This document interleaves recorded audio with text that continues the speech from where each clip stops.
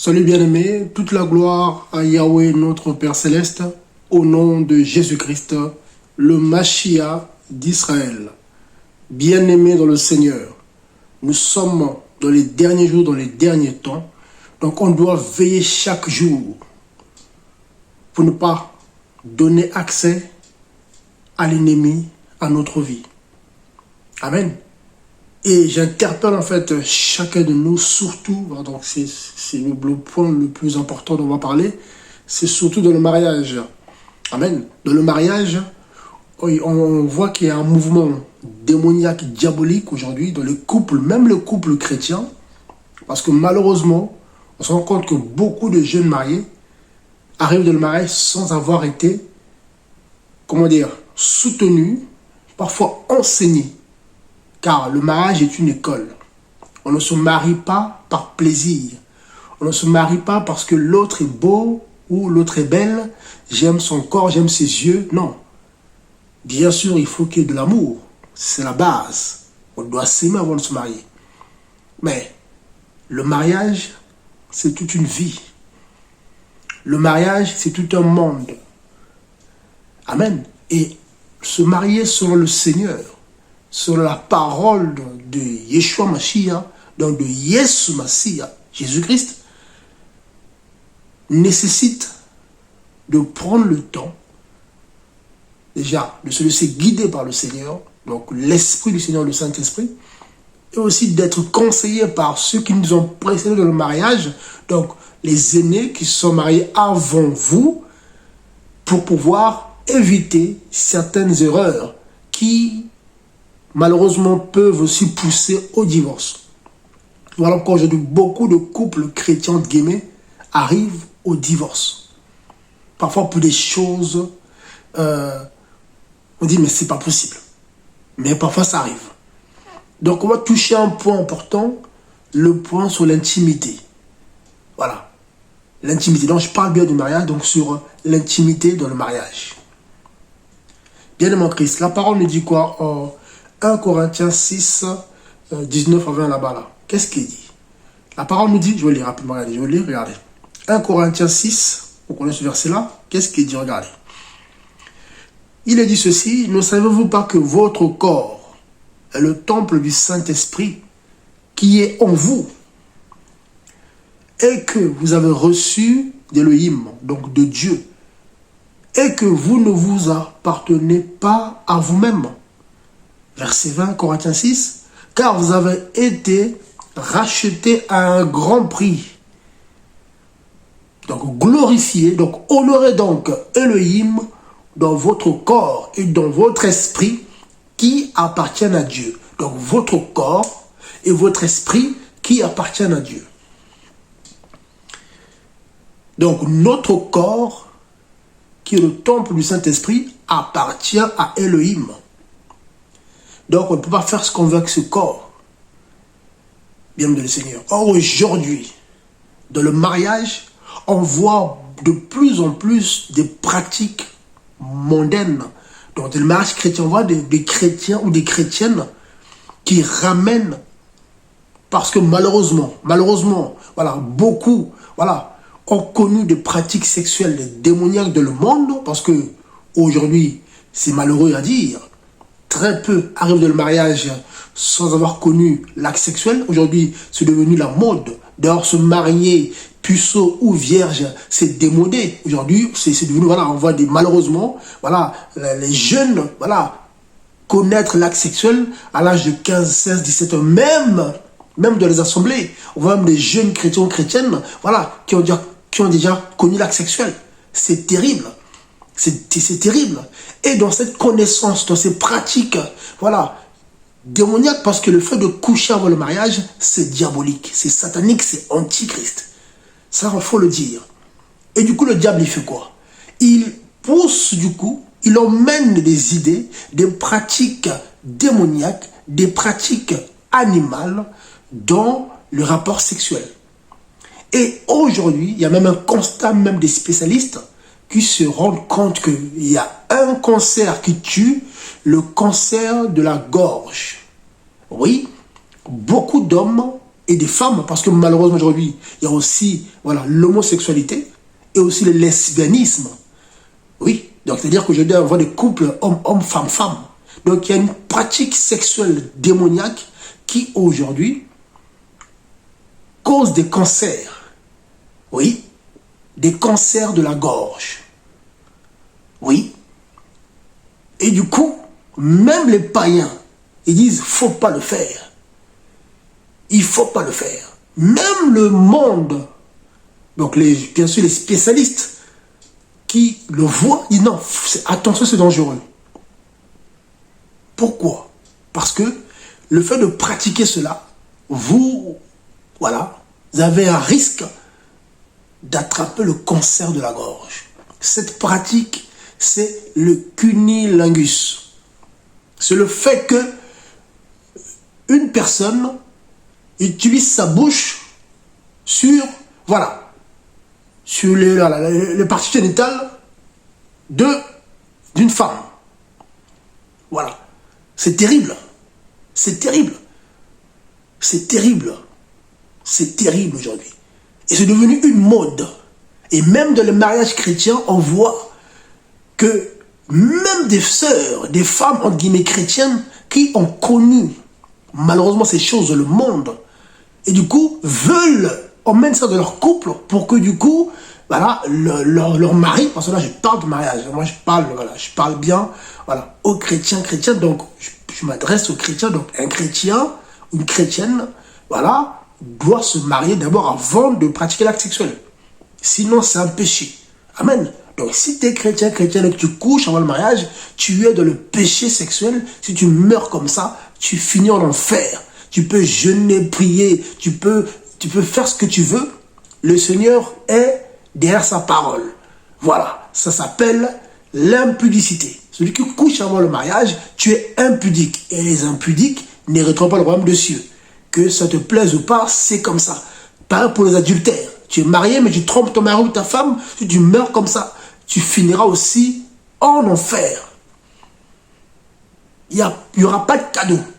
Amen.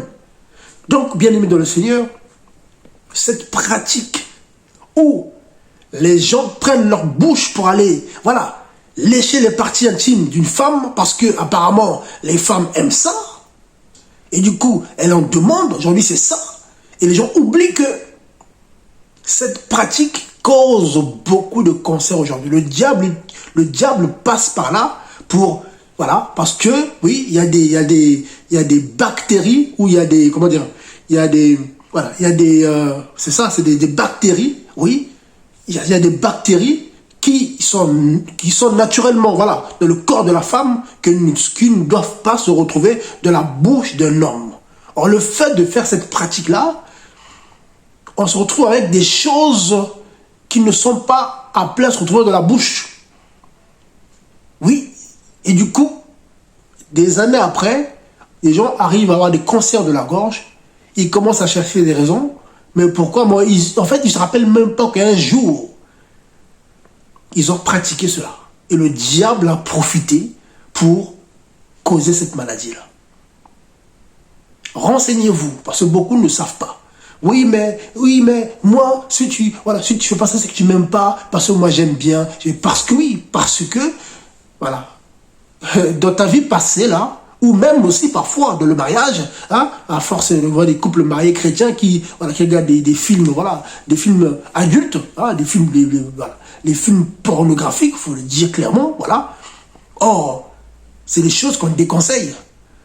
Il est déconseillé par exemple, à un homme, toi qui es chrétien, de voir la nudité d'une autre femme que ta femme. Et pareil aussi pour une femme, de voir la nudité d'un homme qui est autre que ton mari. Vous voyez? Donc, du coup, les gens regardent des choses terribles, et du coup, le diable en profite, parce que c'est pas normal qu'un chrétien regarde ces films-là. C'est que soit tu n'es pas converti, voilà, soit tu es un charnel, donc en gros, tu es un bébé de la foi, donc tu es charnel, donc tu es encore, voilà, un peu du Seigneur, un peu de chair, donc tu es encore dominé par la chair. Oui, c'est-à-dire que les œuvres de la chair sont encore en toi, ces envies-là. Vous voyez, ces pulsions. Vous voyez ou pas? Donc, bien dans le Seigneur, faisons attention. Voilà, Là, je parlais de ce cas-là.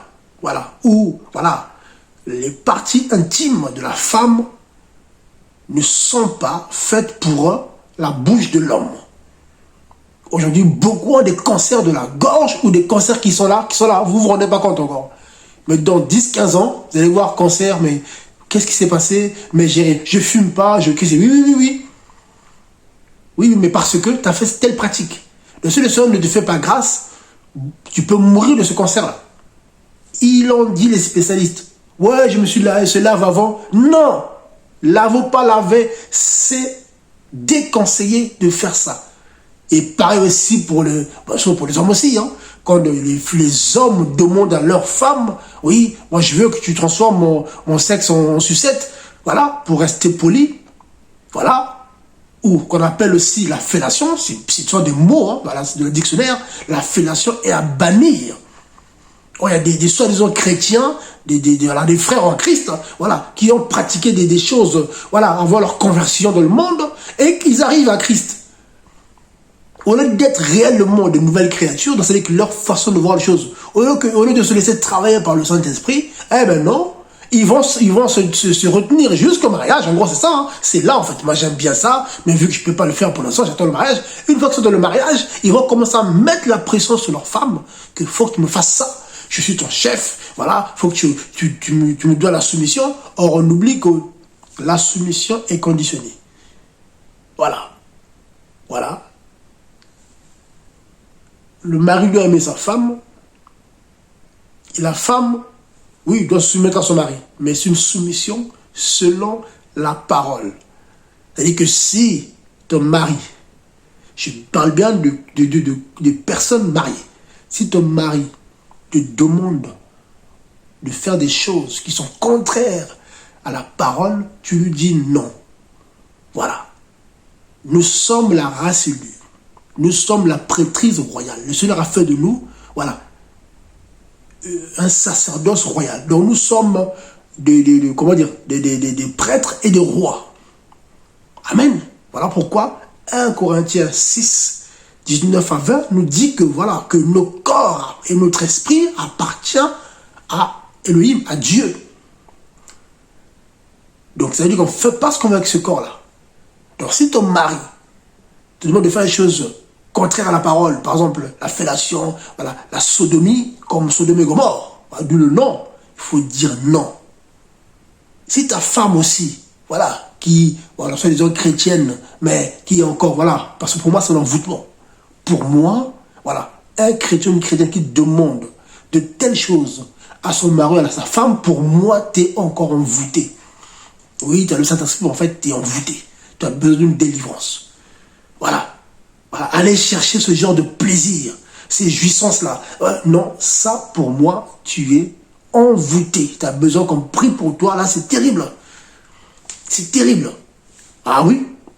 Si tu ne veilles pas, tu vas donner accès à un mari de nuit.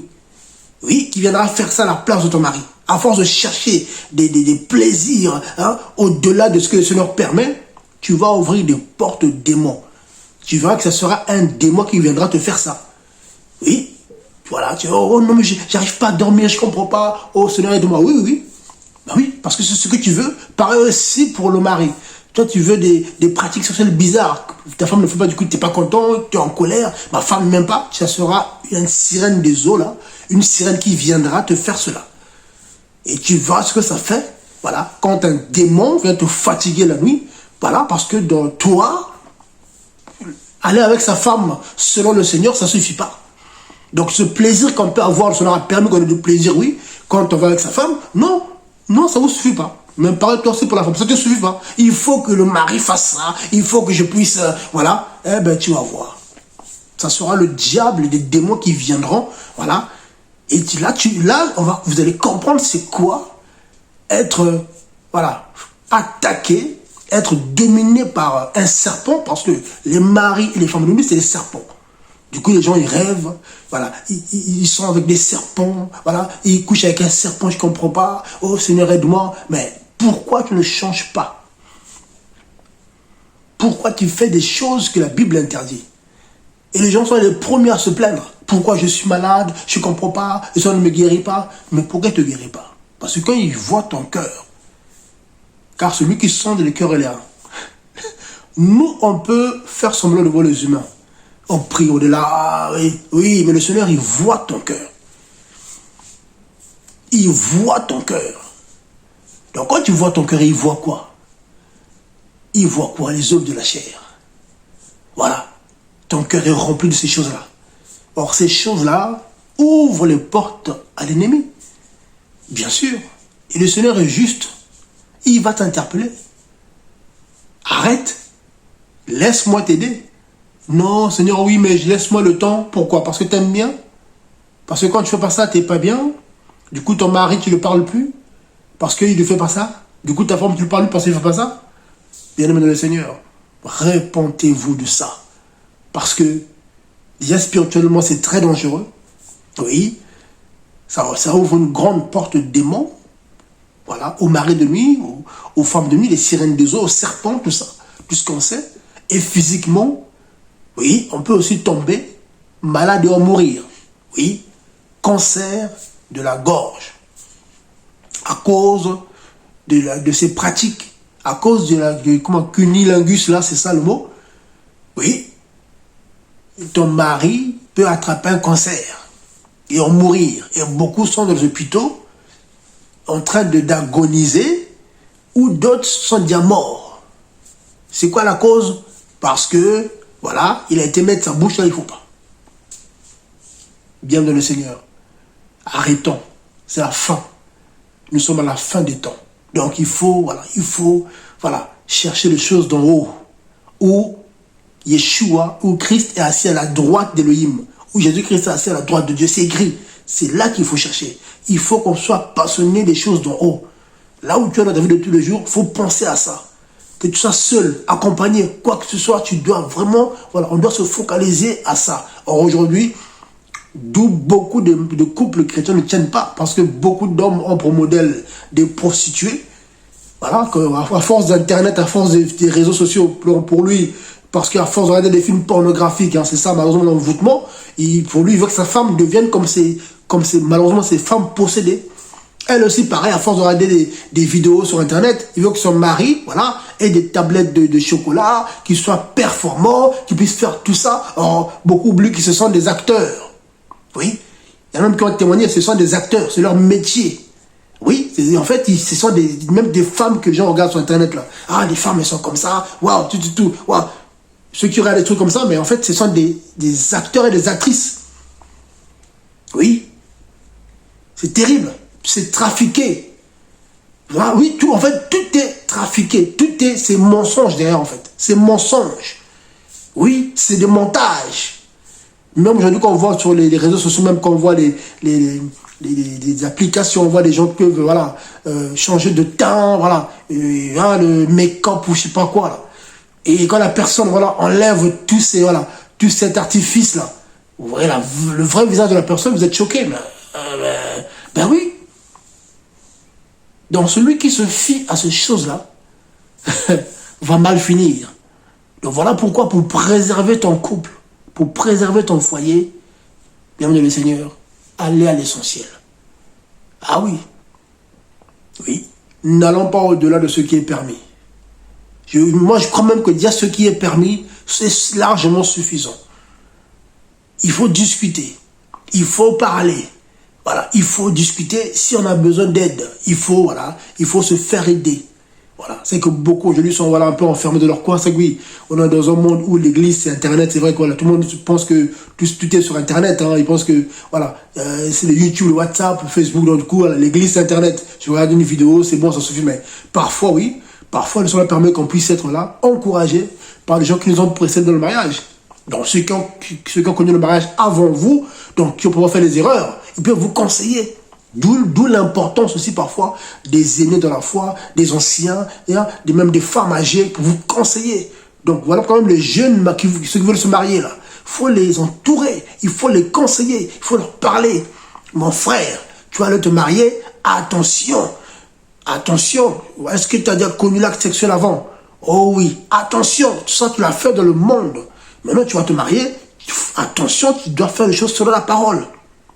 Donc ça veut dire que tu dois bannir dans ton mariage tout ce qui est des pratiques sexuelles interdites. Ah oui. Ah oui, toutes ces pratiques-là, voilà, que la Bible condamne, il ne faut pas le faire. Donc, tu n'as pas intérêt à demander ça à ta femme. Et là, on parle franchement au futur marié. Voilà. C'est comme ça, c'est comme ça, c'est comme ça. Et la Bible est claire. Ton corps appartient à ta femme et son corps t'appartient. C'est la Bible que j'ai bien me Paul est clair là-dessus. Voilà. Donc, il ne faut pas vous priver sauf d'un commun accord. Ça ne veut pas dire que tout t'est permis. Non. Et toi aussi, ma soeur, dans le mariage, attention. Si la soeur se marie vierge ou le frère se marie puceau, gloire au Seigneur. Mais si ce n'est pas le cas, c'est-à-dire que les gens ont déjà connu, c'est-à-dire que leur âme a déjà goûté, voilà, ces choses-là. Et le danger, c'est quoi? C'est la comparaison après. Comme beaucoup aujourd'hui, voilà, ah, mon ex faisait mieux, vraiment, ah, c'est ça le danger de venir dans le mariage et ayant déjà connu ces choses-là. Ah oui! Voilà pourquoi beaucoup de couples souffrent aujourd'hui. Quand le Seigneur conseille et dit allez dans le mariage vierge, pourquoi? C'est pour éviter aussi toutes ces pensées-là à comparer. Ah, mais lui il faisait ça bien. Ah, mais lui, l'autre il faisait ça, mais lui pourquoi pas? Voilà, en fait c'est ça. Donc bien-aimé en Mashiach Yeshua, bien-aimé en Yeshua Mashiach, bien-aimé en Jésus-Christ, je vous en prie, fouillez ces choses. Si ta femme te demande de faire ça, tu lui dis, écoute, arrière de moi Satan. Ce que tu me demandes là, c'est démoniaque. Déjà, spirituellement, tu veux attirer la colère du Seigneur sur moi, parce que c'est interdit par la parole. Et de deux, tu veux que je puisse tomber malade. Ah oui, il faut être clair. Et pareil aussi pour la femme au soir se marie. De un, la Bible interdit ça. Et de deux, je n'ai pas à faire ça. Voilà. Ma bouche ne remplace pas ma partie génitale. Ah oui. Ton sexe n'a pas été créé pour ma bouche. Ah non, non, non. Il faut être clair là-dessus. Amen. Mais ça, c'est des choses normalement, lors des moments de partage, quand on fait voir le suivi, hein, parce qu'il faut le suivi de le mariage. Beaucoup se marient comme ça, j'ai le Saint-Esprit, ouais, le Seigneur va tout faire. Et puis quand ils arrivent dans le mariage comme ça, boum, ils se rendent compte que l'autre, il aime la sodomie, l'autre aime la fellation, l'autre est comme ça, du coup, ça commence à pleurer, le frustrer. Or, si dès le départ, déjà les parents, bien sûr, quand c'est le parent qui marie leur fille.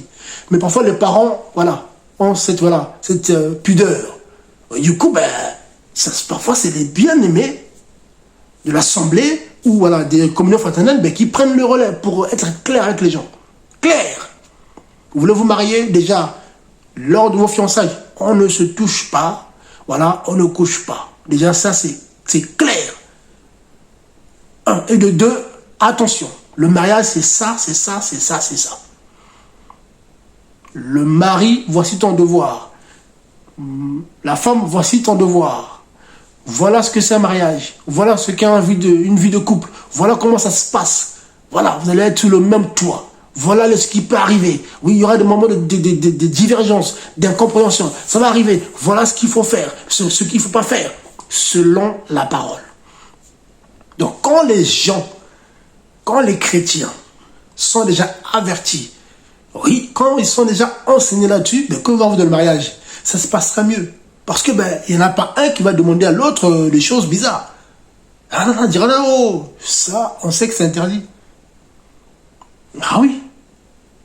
Mais si ce travail n'est pas fait, si même ceux qui veulent se marier, ils le négligent parce que non, nous on a le Saint-Esprit, on va aller, vous allez voir que les gens font sourire. Ça va le mariage? Oui, ça va, mais en réalité, ça ne va pas. Oui, ça ne va pas. Ils ont tellement honte parfois d'en parler, parce que tellement qu'ils ont dit, nous on peut, ça va, on a le Saint-Esprit, et puis à la fin, on se rend compte, non. Ah oui, parce qu'il y a aussi l'expérience en fait. Amen, oui. Il y en a qui nous ont précédés. Donc il faut aussi, oui, bénéficier de l'expérience des autres. Voilà pourquoi la Bible est claire. Même Paul dit à Tite, il dit voilà, que les femmes âgées enseignent les jeunes femmes comment se tenir dans le mariage. Pourquoi? C'est important. Donc, quand on voit dans les églises des scandales, des couples des divorces, des incompréhensions, voilà, on voit que voilà, le sourire est parti, voilà, le frère qui était joyeux, après le mariage, il devient aigri, la sœur qui était joyeuse, qui aimait le Seigneur, qui bougeait, qui œuvrait, du coup, elle se renferme. Qu'est-ce qui se passe? Il s'est passé quelque chose là. Donc du coup, si le Seigneur ne fait pas grâce, ça peut emmener à des situations difficiles. Parfois la violence conjugale. Même, vous savez, le divorce, c'est vraiment voilà, on arrive au bout, hein, mais parfois il se passe des choses. Voilà, l'humiliation, l'agression, la violence, voilà. Et parfois il y en a qui n'en parlent pas. Pour ne pas, voilà, c'est la honte même d'en parler à leur famille, tout ça. Qu'est-ce que les gens vont dire? Amen. Donc il faut prier, mais il faut en parler. Il ne faut pas s'enfermer. Amen. Donc si c'est ton cas, ne t'enferme pas. Il faut en parler. Il faut en parler envers des personnes qui aiment le Seigneur, pas n'importe qui. Parce que si tu vas raconter ta vie conjugale à quelqu'un qui n'est pas appelé à ça, ta vie va finir sur Internet ou, voilà, dans une assemblée parfois, un tel va raconter, et puis, ah, mais tu sais quoi, non. Donc il faut toujours se laisser guider par le Saint-Esprit pour savoir à qui il faut s'adresser, à qui il faut parler. Qui est capable d'entendre vos combats pour vous conseiller selon le Seigneur pour que les choses aillent mieux. C'est ça le plus important. Et c'est ça aussi le rôle, voilà, des anciens, voilà, des aînés, c'est ça aussi le rôle. C'est pas seulement le verset biblique, c'est pas répéter les mots, je connais la Bible par cœur. Non, l'expérience de la foi, c'est pas seulement les versets bibliques par cœur. Amen. Car au temps des apôtres, il n'y avait pas les Bibles comme nous. Ah oui. Ah oui. Tite, même Timothée, que le bien aimé Paul envoyait à gauche à droite, il n'avait pas de Bible de la main avec des versets bibliques. Ça y est, je viens de la part de Paul, allez, je prends 1 Corinthiens 3. Non. Non. Malgré leur jeunesse, hein, Timothée était jeune. Mais ils étaient enseignés par le Saint-Esprit et aussi, ils avaient pour modèle Paul. Donc ils voyaient comment Paul fonctionnait en fait. Ça les a beaucoup aidés. Donc ceux qui viennent à Christ aujourd'hui, là, parce que j'ai le Saint-Esprit, j'ai Internet, j'écoute les vidéos à gauche, à droite, que je sais tout, vous allez voir que très souvent, ils finissent par se casser les dents. C'est pas facile. On se casse les dents, après, quand mon langage, du coup, Seigneur, aide-moi, j'ai pas compris. Parce que, voilà, c'est pas un jeu. Oui, il y en a qui ont essayé, hein. Voilà, il y en a qui ont essayé. Voilà, il y en a qui ont essayé de jouer au super spirituel, mais qui ont fini de l'impudicité, qui sont tombés de l'impudicité. Oui, ouais, ils n'ont pas compris comment. Oui, ils n'ont pas compris comment le démon les a manipulés. Une fois, 2 fois même, parfois. Le diable ne joue pas. Amen. Le diable ne joue pas. Amen. C'est un combat, c'est une guerre spirituelle.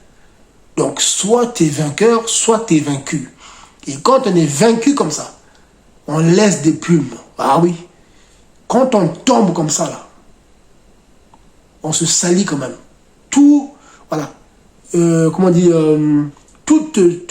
toute chute, on paye un prix. Pour se relever, c'est difficile. Donc pour éviter cela, pour éviter des chutes terribles, parce qu'on branche, oui, c'est vrai, on branche les pensées parfois, oui. Parfois on tombe dans les pensées, d'accord. Mais il y a chute et chute. Il y a péché et péché. Oui, il y a péché et péché. Tout est péché, c'est vrai. Mais il y a péché et péché. Il y a des péchés qui coûtent cher. Quand tu tombes là-dedans, là, tu laisses des plumes. Oui, tu laisses déjà l'onction. Tu peux laisser l'onction. Tu peux laisser des grâces. C'est terrible après de retrouver le même niveau. Tu vas continuer à lire la Bible, tu vas continuer à prier, mais en fait, ton esprit, tu auras perdu beaucoup. Donc voilà pourquoi le Seigneur fouillait ces choses. Donc si ta femme, ton mari te demande, s'il te plaît, par amour, fais ça, non, arrière de moi Satan. Tu as un problème. Il faut qu'on prie pour toi. Déjà, réponds-toi. C'est pas normal que tu aies ces envies-là. Ça, c'est encore le monde en toi. Pourquoi tu as ça? Qu'est-ce qui se passe? Qu'est-ce qu'il y a? Ah oui, là, il faut se poser, il faut discuter. C'est pas normal que tu me demandes ça. Nous qui sommes du Seigneur, c'est-à-dire que là, il y a l'envoûtement quelque part. Cette envie-là, en toi, ça brûle là. Ça, c'est, comment dire, c'est le dard enflammé. Vous voyez, voilà. Il faut le bouclier de la foi. C'est-à-dire que là, tu as été touché. Il y a quelque chose qui est là que le Seigneur doit enlever. Donc, réponds-toi. Ah oui, réponds-toi et que le Seigneur t'aide. Il faut se dire les choses. Amen. Voilà. En tout cas, mes amis, soyez bénis, soyez encouragés. Hein, c'est encore votre bien-aimé, le serviteur Franck. Que son nom ait pitié de nous. Amen. Quand nous sommes à la fin, le Seigneur revient bientôt. Tous les signes sont là. Donc, on ne peut plus se permettre. Voilà. C'est légèreté. Amen. Toutes ces petites choses-là. Voilà. Non, il faut vraiment être carré. Parce que là, c'est plus un jeu. Amen. Non, non, non, non. Peut-être que hier, voilà, il y en a qui pensent que non, non. Il est temps d'être voilà, d'être dur vers son homme. En fait, faut traiter son corps durement. Oui. Ah oui. Il faut, voilà, aujourd'hui c'est ça en fait. Il faut être vigilant, veiller, voilà. Partout, veiller, veiller, veiller, voilà. Faut, voilà. Avec qui on marche, comment. Il faut veiller. Il ne faut pas faire, c'est fini, voilà. Non, il faut vraiment veiller, même dans le mariage, même au travail. Partout, il faut être carré. Parce que à tout moment, oui, on peut, oui, tu ouvres une petite porte, voilà, ça peut te mettre KO. Le diable ne joue pas. Les démons ne jouent pas. Et voilà, il y a une guerre terrible, en tout cas spirituelle. Donc, on ne peut pas se permettre, voilà, de donner accès à l'ennemi aussi facilement. Amen. En tout cas, soyez bénis de le nom puissant de Yeshua Mashiach, Yeshua Mashiach, Jésus-Christ, le Maître, le Roi d'Israël, le Tout-Puissant. Soyez bénis, shalom, merci, au revoir.